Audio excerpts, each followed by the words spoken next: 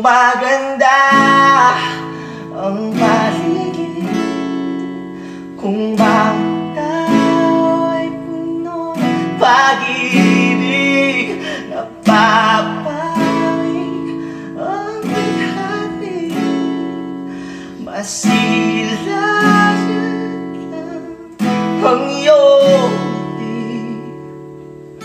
Okay, ganda isipin ang isang mundo ng pag-ibig, ang isang mundo ng pag-ibig, ang isang mundo ng pag-ibig, ang isang mundo ng pag-ibig, ang isang mundo na.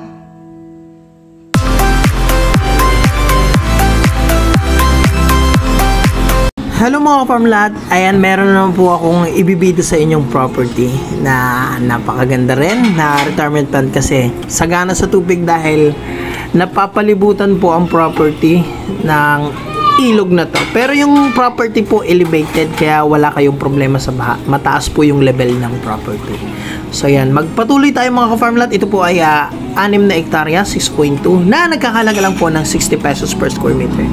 Ang location natin ay sa Guinyangan, Quezon, kung saan meron po tayong tabing kalsadang property at tabing ilog mga ka-farmlat. Kung makikita nyo, ito po yung property mga ka-farmlat. 6.2, 25 hectares. Makikita nyo, ang haba po ng frontage niya sa river. Tapos, mahaba-haba rin po yung frontage sa kalsada. Yan, ito po yung kalsada mga ka-farmlat. So, punta po muna tayo dito sa ilog. Ayan. Running water po kahit tag-init. Hindi na ubusan ng tubig. Ayan. Kaya sa mga ka-farmlat natin na mahilig sa tabing ilog, eto na po yung hinahanap nyo. Ayan. Ang presko dito. Parang ang sarap po maligo. Ayan. So, dahil ang property po ay napakahaba ng frontage sa ilog, pwede kayo maghanap ng pwesto kung saan nyo gusto maligo, kung saan nyo gusto maglagay ng pahingahan. Ayan. Napakalinaw po ng tubig. Ayan. Ayan po. Yan po, dikit sa ilog ang property. So, ganda, linaw po. Kung maglalaba kayo, maliligo, dito na. Tapos, papasukin naman natin yung property sa tabing kalsada. Yan, ganda ng ilog. So, kung makikita mo nyo mga farmlat, yung ilog, yung property, mataas yung level sa ilog. Kaya yung possibility na magbaha, malabo yun kahit tabing ilog po ang property. Balik tayo dito.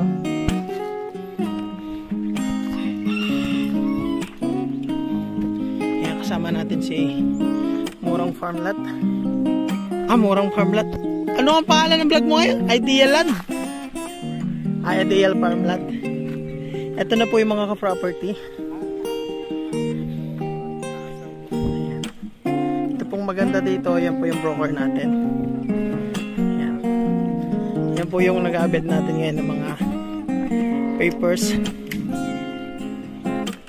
So ito yung frontage sa kalsada. So bagong tabas yung property. Yan, meron pong mahogany, may sakop na kawayan. Ang haba ano? Bali yung frontage nito possible nasa 150 meters.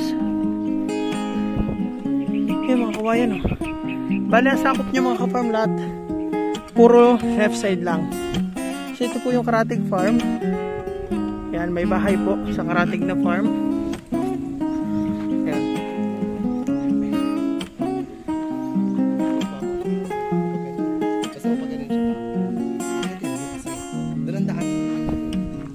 Adi, kukunin mo natin motor.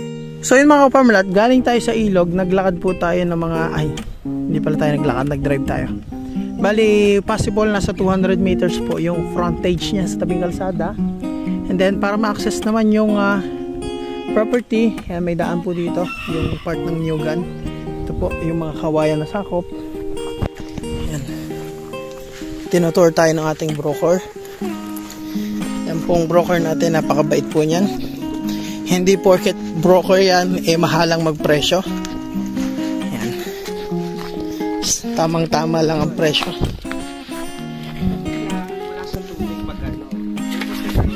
So, tag-init, wala siyang tubig, pero pag maulan, okay. May daan naman siya doon.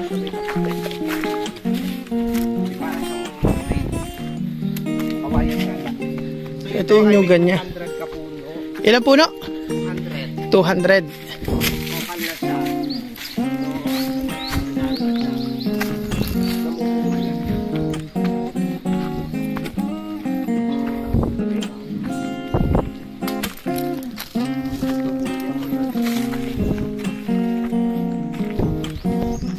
Yan, paahon lang po dito sa portion na to.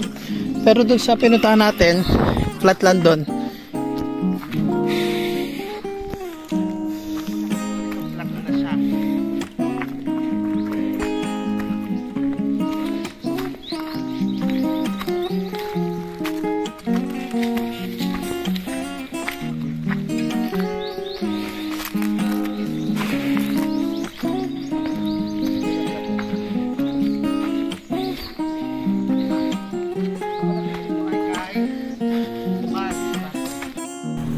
And mga farmlat, bali papunta dito sa portion na to kung saan nandito yung karamihan ng Newgan at yung ibang fruit bearing trees.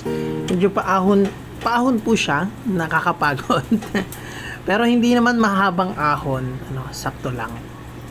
Makakahinga-hinga pa rin naman. So, ang lakas po ng signal dito, nakaka-YouTube, nakaka-TikTok, malakas po yung both Smart and Globe. And ewan ko lang dun sa ibang phone signal. Galing kami doon. Naglakad kami papunta dito at pag nasa ibabaw naman ayan, presko, makikita nyo yung mga dahon na galaw, mahangin po, ayan, and overlooking mountain view po yan, makikita nyo. Kung gusto nyo lang mas makita yung view talaga nya, tagkalin lang po natin yung mga kawayan na yan, and makikita nyo po may signal siya.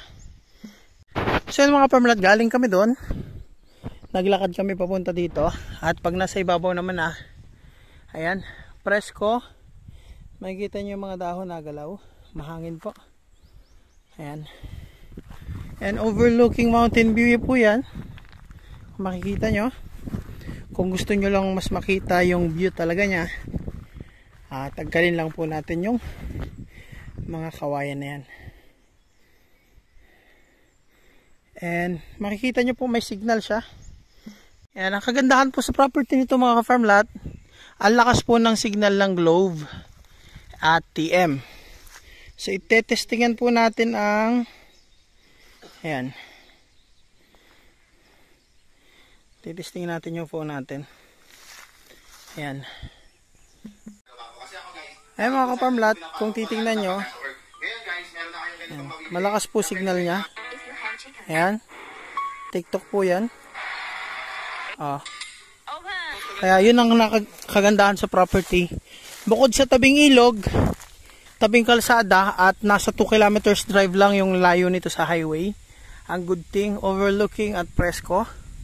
Yun, flatland po ang ibabaw, pero may flatland din po doon sa may tabing kalsada doon. Ayun, at may mga fruit bearing trees po ito.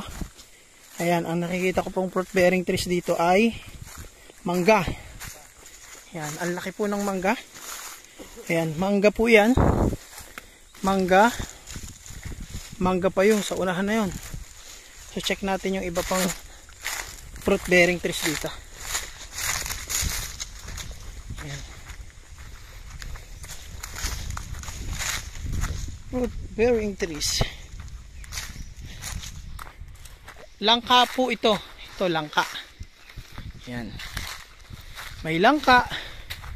May kakao, yung kakao po namumunga na. Ayan. Yun lang ka, may bunga rin. Ito po yung kakao, may mga bunga, hinog na. Ayan. Tapos ito po yung malaking mangga.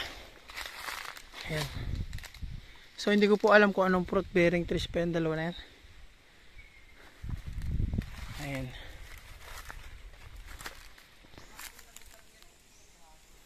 Oo.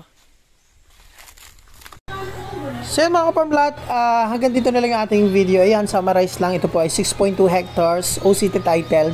Mga tagapagbana na po ang nagbebenta. So extrajudicial with sales na po ang gagawin natin dito.